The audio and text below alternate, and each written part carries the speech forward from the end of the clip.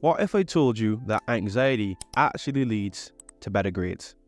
After me saying that, do you think like what I said was crazy, outlandish, or like kind of like out of pocket?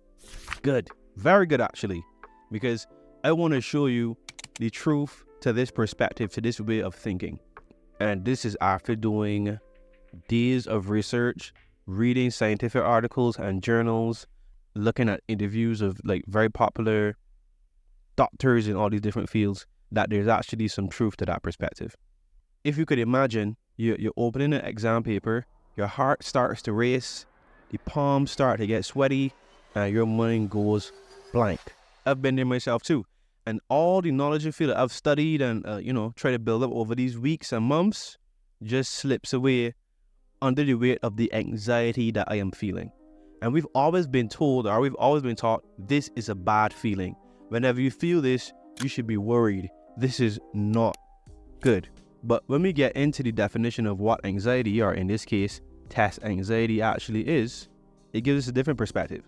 Anxiety, or especially test anxiety, is said to be like an alarm system in our body to tell us when there is an imminent challenge.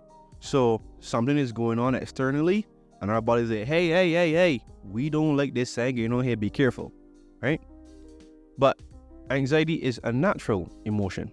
Yes, in some instances it can be more hindering than helpful, but in the right doses, if you manage it effectively, it can actually be helpful. How so? Well, let me give my own personal examples, and I don't know if you maybe could relate. Whenever I have like a speaking engagement and I have to do like some public speaking, I feel like so anxious. All these butterflies, oh lost, like what's going on? But I'm able to then, when that presentation starts, channel that energy into the actual speaking engagement, right? Many of you probably too have had deadlines for assignments, and that anxious energy gave you almost like a fight or flight response to get so much more work done in a shorter period of time, and you got the assignment done before the due date, right? So there are instances where our anxiety helps us and gives us the necessary energy to overcome obstacles, challenges that we will have, especially in our academic pursuits. But then this begs the question, for those of us who have the more intense feelings of anxiety that is almost crippling and hindering, how could we mitigate that anxiety to know to come to proper levels so that it could be helpful, not hindering? That is where I want to lead this discussion to. After doing my research, I came across this paper that talked about like anxiety. The actual name of the paper is How to Reduce Test Anxiety and Academic Procrastination Through Inquiry of Cognitive Appraisals. Long story short, it's a big scientific term about how we can reduce stress by asking ourselves a certain set of questions. These questions are called inquiry-based stress reduction. That's just a fancy term. These questions are used to reduce stress, anxiety, sometimes feelings of procrastination. The questions were used so that you could take action against your anxiety. So you know how there's some person who say, yeah, you should write down your feelings. And like if you're anxious, if you're nervous, you should like write it down so you like know how to deal with it. But you write down that you're anxious and then there's no steps taken to like what to do. There are 4 questions in this ISBR method, right? And we can go through each of them. So the first question is to ask yourself, what am I feeling right now? So for those given the circumstances we're talking about, you feel anxiety. You feel high levels of stress, which may also lead to feelings of wanting to procrastinate. Good. We've identified what the emotion is, what the feelings that we are feeling are. The second question of 4 in this ISBR method is, can I find a reason for this feeling? So why do you feel anxious, right? For most of us who feel test anxiety, it may be for a couple of reasons, and I'm just going to address some. The first could be fear of failure. Despite all the work that I've put in, all the studying, all the revision, all the attending of classes and all these hours of work, what if after all of that, I still fail this exam? Fear of failure. What about fear of stakes? You're not necessarily afraid that you're going to fail the exam, but you know that to do this exam all over again, if something does happen, you have to wait a whole nother semester. If it's a course you're doing, you have to repay to do the course. What if this is the exam that is going to lead to you getting that promotion at that job that you need to help support your family? So the stakes are so high that it causes you to feel anxious. What about fear of inadequacy?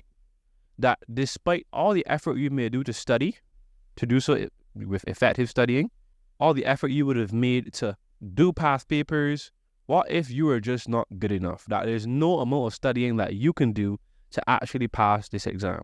That could be the thought process. These are the most popular triggers for those of us who face anxiety. Fear of failure, the fear of stakes, and the fear of inadequacy. Good. That is what the second question has allowed us to identify. We have identified our triggers. What are the root of these feelings? The third question of 4 in this ISBR method is, how do I react when I believe this? So I am anxious. I have determined what the trigger is. How does this cause me to react?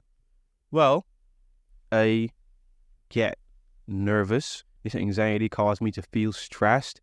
Then when I get into the exam, my mind goes blank. It frustrates me.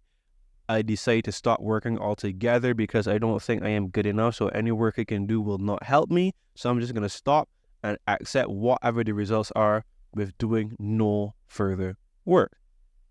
So the impact of this feeling of, again, crippling anxiety has an overwhelming and negative impact. The fourth question in this ISBR method, who would I be without this thought, without this emotion? So if I was not an anxious person because of my fear of failure, fear of inadequacy, or fear of high stakes, who could I be? Maybe I would not stop doing the extra work I know I need to do because I actually do think I am adequate. Maybe this fear of failure does not stop me from going into my exam and blanking out. Maybe it has other positive benefits because now if I don't feel anxious, I don't feel as stressed. And my mental health improves. I feel more relief and more at ease instead of on edge approaching any sort of exam situation. So that's a possibility you have. So the good thing about this, as I talked about, versus journaling or like breathing exercises, I'm not saying that those things are not effective, but it's like walking through a maze without a clear direction. You are making progress. You're trying to find your way out, right? But there is a better way. I realize it for myself, even going through these questions for myself, I won't say that I've been overwhelmingly anxious, but I have some situations when I have been anxious or feelings of wanting to procrastinate because of my feelings of inadequacy. It has helped me to take action. So I'd say that these questions are more like if you're navigating that same maze with like a detailed map, because you're not just writing down the emotions you're having, you're writing down what the triggers are. How do they make you feel? Who could you be without this? And that should prompt you to do this. Take action. Create a plan of attack. So now that you know how impactful these feelings of anxiety are, understanding that yes, there are levels of anxiety that are helpful, but if the intensity of your emotions are hindering you, how could we bring that down to those normal levels? First thing you want to understand is that it is possible to bring that anxiety down to normal levels. And this is how we're going to do it.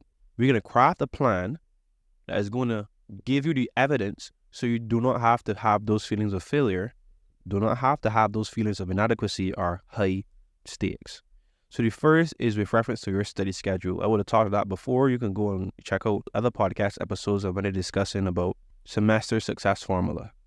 But you're going to design a timetable that is well balanced. It has ample breaks. It kind of has your course plotted out so that as you progress, you can see yourself getting better in each topic, each subtopic, whatever the case is. Because in doing whatever semester timetable or schedule or study plan you're doing, have constant assessments.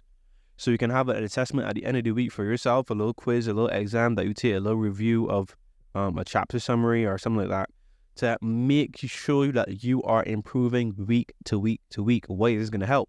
Well, you are going to see yourself improving. So that is going to combat any feelings of inadequacy that you may have. Awesome.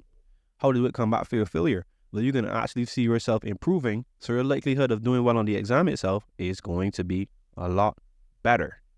All right? What else can you do in creating this plan of attack? Do not let the exam be the first time you get put under exam conditions. Why is that? Because if instead you on a regular basis, even if it was for like half of the exam or one section in the exam, put yourself under exam conditions, then you would feel comfortable, then you would feel more adept, so that when you go in the exam, it is a normal environment that you have become used to. Sometimes this fear of failure, inadequacy, and high stakes is because this is something so new that we've never exposed ourselves to, and it's like, oh my gosh, so overwhelming. You can combat that by putting yourself in exam conditions prior to your actual exam. And lastly, make sure that you embrace things like active learning, spaced repetition, right? Pre-study, priming is going to enhance your retention and your understanding. Actually find more effective ways to study, because that's going to bolster your confidence when you do go into this exam, because you're going to retain more information. So if you need some of those, you can go check out the previous episode of how, 5 hacks to learn faster in less time. The difficulty we would have now, we've established that we have anxiety that is crippling and too intense. We understand that without that anxiety, we could be such a better person. We have now created a plan of attack so that we could reduce our anxiety to these appropriate levels. What is left? Well, we need to execute on that plan. How can we be certain that we actually follow through, so that when by the time this exam comes, we only have those appropriate, normal, helpful levels of anxiety? I can talk about a couple of ways. The research paper that I found that I think is so helpful in this regard, it was about finding the association between family support and coping strategies and anxiety in cancer patients undergoing chemotherapy. The reason why this is so important, it talked about the effectiveness of doing things as a community with other people, that it lowered the anxiety because you didn't feel like you were by yourself. So it wasn't you facing a dragon alone. It was you and an army of persons, of brothers and sisters, trying to slay this dragon. So you don't feel as anxious that you're going to die, because you feel that you have overwhelming support on your end. The first thing I'm going to communicate that I know for myself that's helped me, but for sure could help you in executing on this plan of attack, is to have a community of persons that you can engage with. This could be through study groups or like from our online forums. If you're really looking for that, just sign up at WebLearnt and you could join our own private community, the Scholarly Circle, on a trial basis, so that you could have that relatability between people who are feeling the same emotions and have the same thoughts as you do, and there's similarities between your journey, so you can encourage and motivate each other, right? If you are not like a complete people person, just find one accountability partner. So a friend or a mentor, someone who has been down this path, who can help you navigate and stick to your plan. Wink, wink. I also kind of have that kind of service because we do online coaching. Everything at WebLearnt.com. The two last things is not as easy to implement as just being around other people, and it can take some reinforcement on your end. But it's to have faith in the work that you do. If you have a timetable, you're using effective study methods, and you have constant assessments that are showing you that you are improving, you have to have faith in the work that you have done. I know that's easier said than done, but trust the effort that you have put in. If you've really, really, exerted yourself so as to make the necessary improvements in all of the necessary areas for this exams, recognize that this intense level of anxiety does not serve you, and just see it as a signal. It's not a sentence. You haven't been sentenced to having a failing exam, or you haven't been sentenced to prison or something like that. It's just a signal. Understand the role that anxiety plays. It is natural. It's a natural feeling. Big disclaimer, I am not a certified health professional, and there are some of us who have crippling anxiety due to actual significant mental, emotional, psychological issues that we do have. If you're one of those persons, I do advise you to go see a doctor, right? I'm speaking to those persons who have this crippling anxiety who would like something else to try. But if you go and you try these methods and it still does not work, very much I would advise you to see a medical professional to see if there is some other interventions that may be necessary. So now you've tried to harness that anxiety, and you need to create that plan of attack, that study timetable for the entire semester.